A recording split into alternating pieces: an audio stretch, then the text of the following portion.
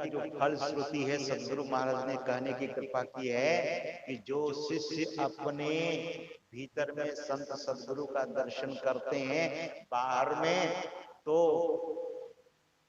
कभी उनका स्थूल शरीर था तब लोग दर्शन कर लेते थे, अपने को बहुत अहोभाग्य समझते थे, लेकिन अब तो लोगों को दर्शन करना होगा भीतर में। लेकिन अभी भी जो भाव से पुकारते हैं तो सदगुरु महाराज सशरीर प्रकट हो जाते हैं, अभी भी ऐसा होता है।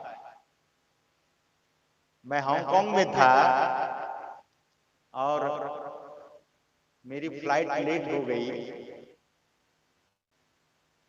और संयोग ऐसा हुआ कि जिस सेठ के घर में जाना था, सिंगापुर से फ्लाइट लेकर चला, हांगकांग पहुंचा, बीच में ट्रांजिट था तो लेट हो गया फ्लाइट। और सिंगापुर से हड़बड़ी में चला था, जो एड्रेस का कार्ड था वो वहीं रह गया, छूट गया। हांगकांग एयरपोर्ट पर जब मैं उतरा तो सोचा कि अब कार्ड निकाल करके सेठ जी को फोन में कर देता हूं।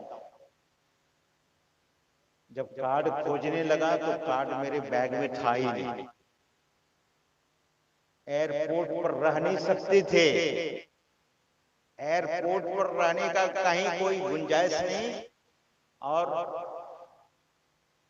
तब मैं बड़ा असमंजस में पड़ गया कि पहली बार मैं हांगकांग आया हूं, तो जब किसी को पूछता था कि बस कहां से मिलेगी, मेट्रो कहां से मिलेगी, तो वे लोग कहते थे कि we don't speak English, do you know Mandarin? Mandarin जानते हो? अंग्रेजी हम लोग नहीं बोलते। तो मैं कहता था you are speaking English, how do you say, how you are saying you are not knowing English, अंग्रेजी तो तुम बोल रहे हो। फिर कहते हो नहीं, you have to speak, you have to ask in Mandarin, आप मैंड्रिन बोलो।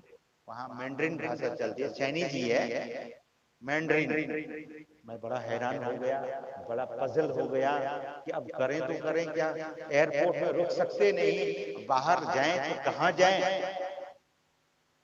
एक कोने में खड़ा हो गया और सदगुरु महाराज को बड़े भाव से पुकारने लगा। मैं मन ही मन, मेरे आंखों में भी आंसू डबडबाने लगे और इतना भाव से पुकारने लगा, इतना भाव से पुकारने लगा। एक सज्जन आए और वो सज्जन आकर मुझसे कहते हैं कि नमस्ते स्वामी जी। मैं हैरान हो गया, जहां अंग्रेजी बोल करके कोई राजी नहीं, वहां हिंदी बोल रहे हैं कि नमस्ते स्वामी जी। आंख खोला और देखा उस सज्जन को, मेरे सामने खड़े थे, पैंट शर्ट में खड़े हैं और नमस्ते स्वामी जी। स्वामी जी कहाँ जाना चाहते हैं आप? तो मैं अपनी सारी बात बताया कि विद्या झुंझुनवाला एक सज्जन है सेठ जी, और उन्हीं के यहाँ जाना था, लेकिन कार्ड खो गया है। मुझे इतना याद है कि वो हैप्पी वैली में रहते हैं, हैप्पी वैली जैसे एरिया का नाम। तो सज्जन ने कहा कि देखिए अभी तो आपको मैं गुरुद्वारा लेकर चलता हूँ, रात भर गुरुद्वारा में रुकिए और सुबह फिर जैसी व्यवस्था होगी वैसी व्यवस्था आप कर लीजिएगा। तो मैं उस सज्जन की बात सुन करके यह सोचा कि यहाँ रहना तो मुश्किल है, एयरपोर्ट में तो थोड़ी देर में पुलिस पूछेगी कि how you are staying here, तो इन्हीं के साथ चल पड़ता हूँ। वे सज्जन गए, बस की टिकट ली, एक मेरे लिए एक अपने लिए। टिकट तो मुझे दिखाई नहीं, लेकिन वो उसने कहा कि मैं टिकट लेकर आ रहा हूँ। बस की टिकट लेकर मेरे अटैची को उठाया और बस में ले जाकर रखा। बस डबल डेकर बस था, मतलब 2 मंजिला बस। तो नीचे में सामान रखा और मुझे बोले ऊपर चलिए, ऊपर बैठ गए। हमारी सोच, इंडियन सोच कि सामान नीचे, बैठेंगे ऊपर, और नीचे कोई सामान लेके गया तब तो पहनेंगे क्या, पैंट शर्ट? ये तो लाल कपड़ा मिलेगा ही यहाँ विदेश में।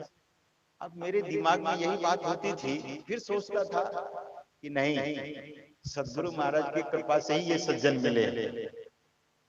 जब ऊपर बैठे सीट पर मेरे बगल में, पहले मुझे बिठाए, बाद में वे बैठे, और बैठने के बाद मुझसे पूछे कि आप ध्यान करते हैं? मैंने कहा जी मैं ध्यान करता हूँ। तो ध्यान में क्या करते हैं वो बताइए। तो मैं बताने लगा। फिर मेरे मन में बीच बीच में होता था कि ये सज्जन है कौन, इसे पूछूं तो जरा, इनसे एड्रेस तो लूं। तो मैं पूछता था आपका नाम, बोले कि बताऊंगा ना। आपका एड्रेस, बोले बताऊंगा ना। यही टाल करके मुझे फिर ध्यान की बात, अच्छा दृष्टि योग कैसे करते हैं, जप कैसे करते हैं, मानस ध्यान कैसे करते हैं। मैं बड़ा हैरान, विदेश में ये आदमी इस तरह से पूछ रहे हैं। बस पहुंची गंतव्य स्थान पर, बोले कि हम लोग आ चुके हैं गुरुद्वारा के पास, चलिए उतरिए। मैं तो कई बार पूछा उनका नाम एड्रेस, लेकिन नहीं बताए। मेरे सामान उतार करके और गुरुद्वारा, यहाँ से जैसे योगेंद्र बाबू का घर है ना, जोगेंद्र बाबू का घर इतनी ही दूरी में गुरुद्वारा था, दिखता था। उसने कहा कि वो गुरुद्वारा रहा और आपका ये सामान रहा, आप वहां चले जाइए, और मैं तो चला। मैंने कहा कि जब आप इतनी दूर लेकर के आए, लगभग आधा घंटा तक सफर हुआ है, इतनी दूर लेकर आए, तो वहां तो मुझे कोई जानता नहीं है। बोले नहीं नहीं, आप जाइए, वहां सब व्यवस्था आपकी हो जाएगी, आप जाइए तो सही। तो मैंने पूछा कि ठीक है, आपने बड़ी मदद की है, बहुत कृपा की है, आप अपना नाम और आप अपना एड्रेस दे दीजिए। बोले हमारे पास कोई एड्रेस वगैरह नहीं है। एक दो कदम चले, उसके बाद वो आदमी गायब हो गए। मैं हैरान हो गया। वो आदमी जब गायब हो गया तो मेरे पैरों तले जमीन खिसक गई कि कौन थे ये। तब भीतर से आवाज आई, जिन्हें तुम पुकार रहे थे वही तुम्हारी मदद करने के लिए यहाँ विदेश की धरती पर भी आया। सज्जनों, मैं बहुत देर तक वहीं खड़ा रहा, सदगुरु महाराज को याद करता रहा कि आप किस किस रूप में कहां कहां भक्तों के लिए तैयार हो जाते हैं। सज्जनों, जब मैं उस गुरुद्वारा में गया और गेट बंद हो चुका था, रात के 1:30 बज रहे थे। गेट घंटी जब मैं बजाया, उधर से एक सज्जन निकले, दरवाजा खोल देते हैं और बोलते हैं कि आइए। मैं हैरान हो गया और सीधे मेरे ब्रीफकेस को उठाकर ले गए भोजनालय और कहा कि आप रोटी खा लीजिए। मैंने कहा कि अब तो लगभग 2 बजने वाले हैं और 2 बजे भोजन कैसे करेंगे। बोले गुरुद्वारा का नियम है, आप खाएंगे तो आपको जगह मिलेगी, नहीं खाएंगे तो ब्रीफकेस उठा लीजिए, चले जाइए।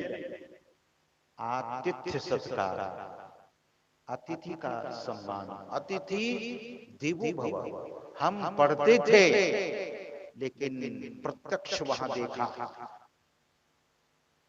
मातृदेवो भव, पितृदेवो भव, अतिथि देवो भव। सज्जनों, आज हमारे घरों में, हम सबों के घरों में बूढ़ी माँ और बूढ़े पिता का अपमान होता है। हम सत्संगी हैं, हम पठित समाज के लोग हैं। घर के 2 देवता हैं, वो पिता, दूसरी माँ, ये देवता है घर के, इसका सम्मान होना चाहिए। और अतिथि, तो वहां देखा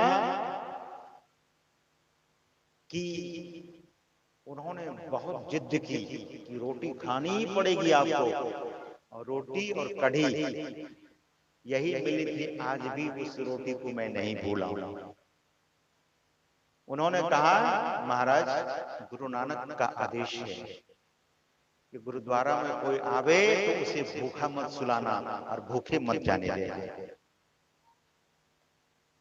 तो संत सदगुरु ने अन्न तो दिया ही है, पूरे सच्चे सदगुरु मिलते हैं सज्जनों, तो नानक सतगुरु भेटिया पूरे होवे युक्ति, हसन दिया, खेलन दिया, खावन दिया, पैनन दिया, अब बीचे होवे मुक्ति।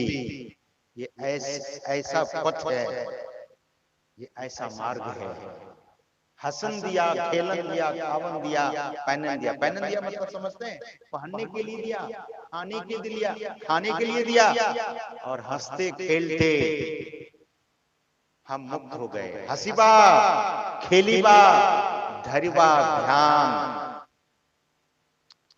वे कहते हैं कि हसीबा खेलीबा धरिबा ध्यान। गुरु गोरखनाथ जी महाराज कहते हैं, अहिनिसी लेवा ब्रह्म ज्ञान, हसै खेलै न करे मन भंग, अते सदा नाथ के संग। वे नाथ के संग यानी परमात्मा के संग, जो हंसते भी हैं, खेलते भी हैं, लेकिन अपना मन भंग नहीं करते, मन को बिखेरते नहीं हैं।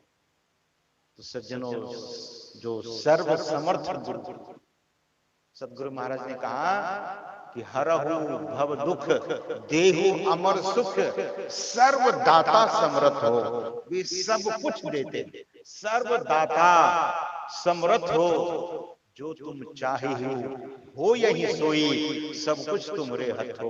लेकिन ये उस भक्त के लिए है जो तन मन धन से समर्पित कर चुके हैं, और जो तन मन धन से समर्पित किया है वे तरते जरूर हैं। सदगुरु महाराज ने कहा कि तन मन धन को अर्पी, गुरु पद सेव करो, मैं ही आज्ञा पाली, दुस्तर भव सुख से तरो। आप ध्यान दीजिए, दुस्तर भव